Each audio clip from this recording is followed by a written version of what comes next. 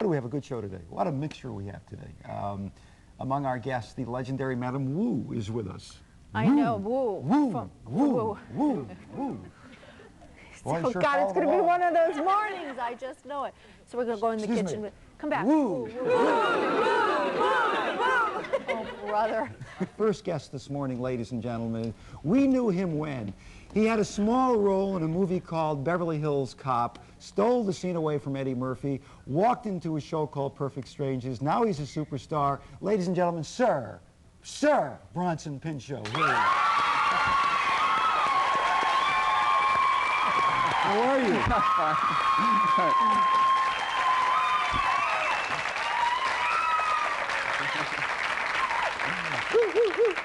What is this woo thing about? Madam Wu. No, but is there like a riff that I'm not aware of that you have going with the audience about woo? No, obviously not. You said you were watching that.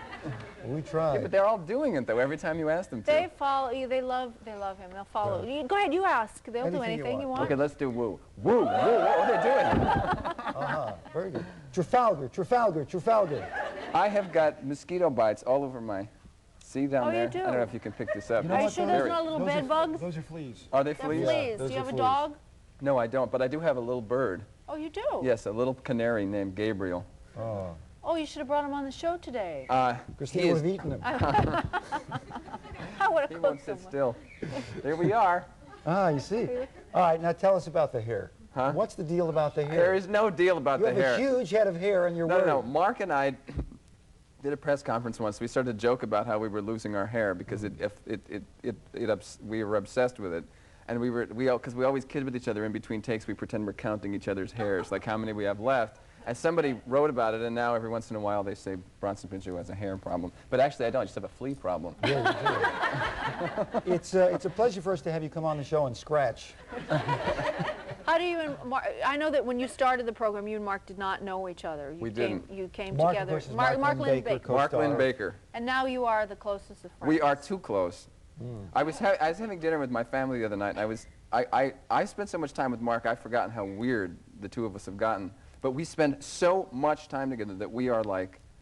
One? No, we're like sometimes you go visit your relatives and there's like 2 3-year-old twins that are running around like pulling each other's hair and you think, what is this? But that's what we're like. We've spent too much time together. And so I've forgotten how weird it is, and I was telling my brothers, yeah, Mark and I do this thing where we try and pull each other's nose hair without like touching the nose at all.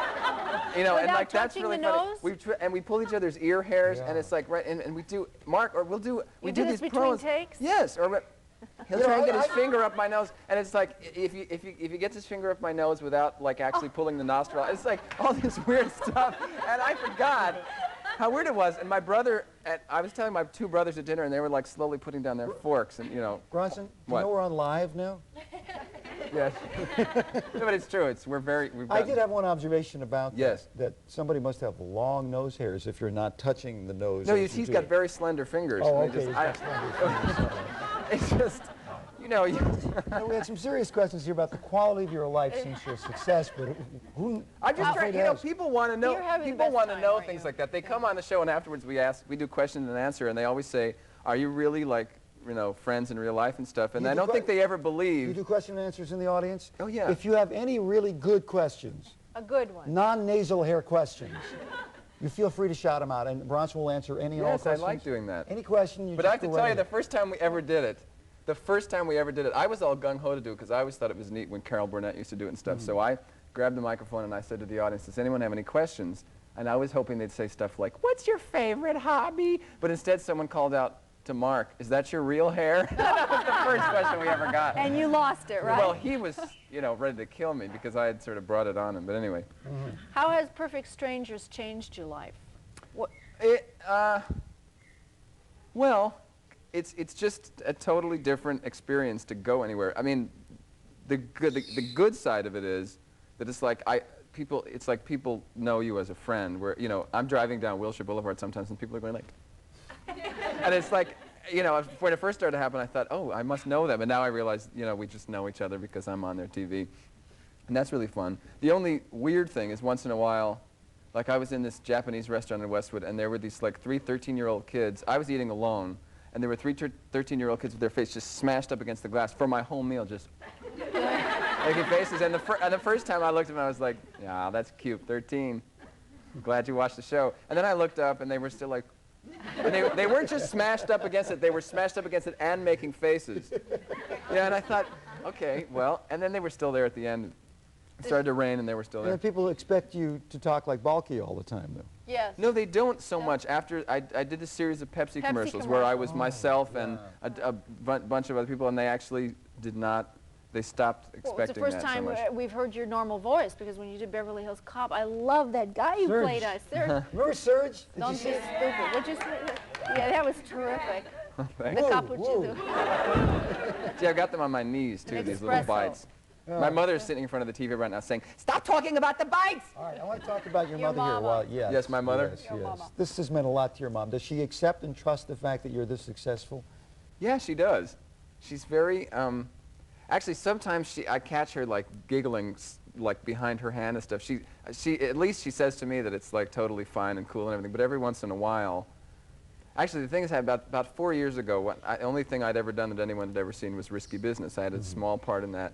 And we walked into this restaurant, and the hostess of the restaurant said, "Do I know you from somewhere?" And actually, she knew me from high school, but my mother said, "You know him from Risky Business!" And I just like turned around and said, "Don't ever do that again. Just never do that again." And so she said, "Okay."